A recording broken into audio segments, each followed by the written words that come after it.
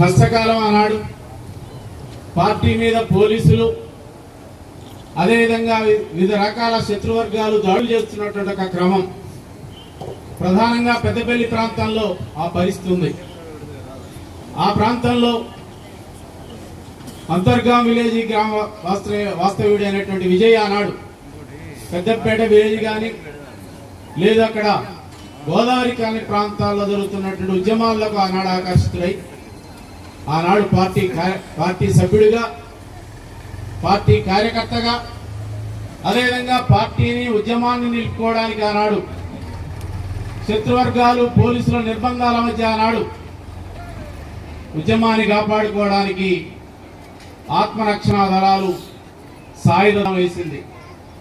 ఆ దళానికి దళ కమాండర్గా తిరిగాడు ఆనాడు. వాళ్ళ టీములో నాయకుడిగా ఉన్నాడు. కేసులైనవి. గ్రామాల్లో రైతు కూలీ సంఘం కార్యకర్తగా పీవైఎల్ నాయకుడిగా తిరుగుతూనే దళ సభ్యుడిగా దళ కమాండర్గా కొనసాగాడు. కేసులైనవి. పరస్పరం దాడులు జరిగినటువంటి ఒక పరిస్థితి ఉంది. ఆ క్రమంలోనే కేసులు జైలు పోయిండు. సంవత్సర కాలం జైల్లో ఉన్నాడు. అక్కడ ఉన్నటువంటి ఆనాడు కామ్రేడ్ కె రాజన్న వాళ్ళందరితో పాటు ఇది ఆనాడు నిర్బంధ కాలంలో నిలబట్టం అనేటువంటిది పార్టీలో దళ కమాండర్ గా నిలబట్టం అనేటువంటిది ఇప్పుడున్నటువంటి పరిస్థితి కాదు ఆనాడు. కనుక ఆనాడు పార్టీకి స్థిరంగా పార్టీ వెంట నిలబడ్డాడు. పార్టీకి మొండిగా కార్యకర్తగా కొనసాగాడు. ఆ తర్వాత ఇక్కడికి మంచిర్యాల షిఫ్ట్ అయిన తర్వాత నేను 1996 ఏప్రిల్లో వచ్చిన అప్పుడే మార్క్స్ భవన్ నిర్మాణం అప్పుడే పునాదులు వేస్తా ఉన్నాం. ఆనాడు Vijay, comrade N V, comrade Jayaram వీళ్ళంతా కూడా టీమ్గా టౌన్లో ఉన్నటువంటి సందర్భాల్లోని కోల్బెట్ ప్రాంతం చూస్తున్నప్పుడు ఇక్కడ ఆఫీసు నిర్మాణంలో వీళ్ళందరూ కూడా ఆనాడు టీమ్గా తిరిగారు. ఆనాడు నిర్బంధం పెద్ద ఎత్తున ఉన్నటువంటి పరిస్థితిలో మీరు ఆఫీస్ ఎట్లా కడుతున్నారు అనేటువంటి దాంతో అనేక ఇబ్బందులు పెట్టినటువంటి పరిస్థితి ఉంది. అరెస్టులు చేశారు. వాళ్ళ కాళ్ళు చేతులు ఇరిగినటువంటి పరిస్థితి ఉంది. విజయ్ను కూడా తీవ్ర చిత్రహింసలు గురి చేసినటువంటి ఒక పరిస్థితి ఉంది.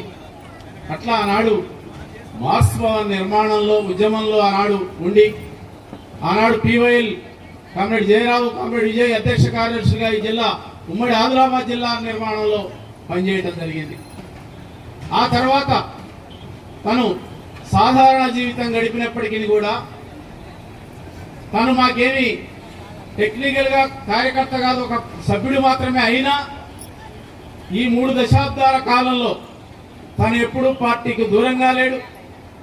అదేవిధంగా పార్టీ కార్యక్రమాలు అది ఏదైనా సరే, మా పార్టీ మహాసభలు జరిగినా జనరల్ బాడీ జరిగినా పార్టీ కార్యకర్త లాగా చివరిదాకా ఉండి తను ఏ సహాయం చేయగలిగితే ఆ సహాయం చేసేవాడు. పార్టీ కార్యకర్త లాగానే పనిచేశాడు, ఇంకోటి లేదు. అదేవిధంగా తను పార్టీలో వస్తున్నటువంటి ఇబ్బందులు కానీ పార్టీ మంచి చెడులు కానీ కార్యకర్తలు కానీ ఉద్యమం ఏంటనేటువంటిది అనునిత్యం మాతోటి కార్యకర్తలాగానే కమిటీ నిర్మాణాల్లో లేనప్పటికీ కూడా మాతోటి చర్చించేవాడు. పార్టీ ఉద్యమాన్ని ముందుకు తీసుకుపోవడానికి అవసరమైన సూచనలు సలహాలు కూడా చేసేవాడు. పార్టీ కార్యకర్తలు ఎట్లా ఏంటి పరిస్థితి, తను ఎప్పుడు కూడా మానసికంగా పార్టీకి దూరంగా లేడు. అదేవిధంగా తను ఈ మొత్తం తను జీవించినంత కాలం ఎప్పుడు కూడా తను పార్టీ జెండా విడలేదు, పార్టీ ఆలోచన విడలేదు.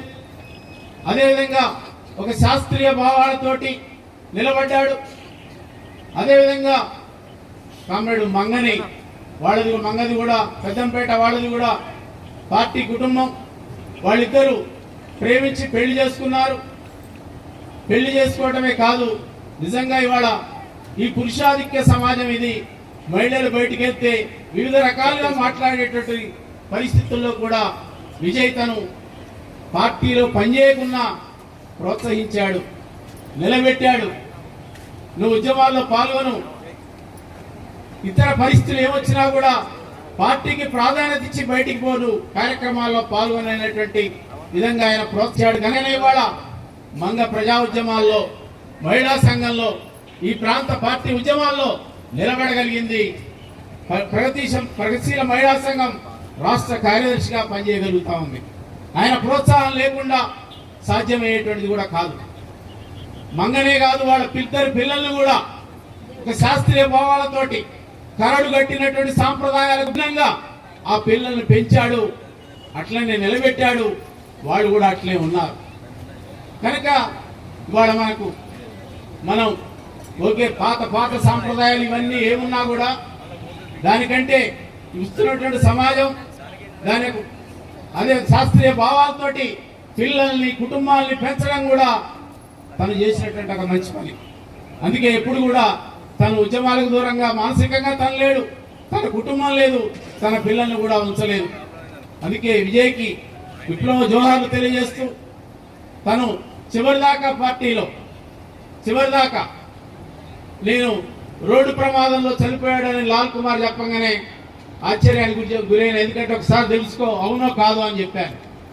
ఏదన్నా ఒక ఆకస్మికంగా మన మధ్య నుంచి విజయ్ దూరమైన తన ఆలోచనలు, కుటుంబ పరంగా తన పిల్లల్ని పెంచిన తీరు, మంగని ప్రజా ఉద్యమాల్లో ప్రోత్సహించిన తీరు, ఇవన్నీ కూడా ఇవాళ ఆదర్శం మనందరికి కూడా.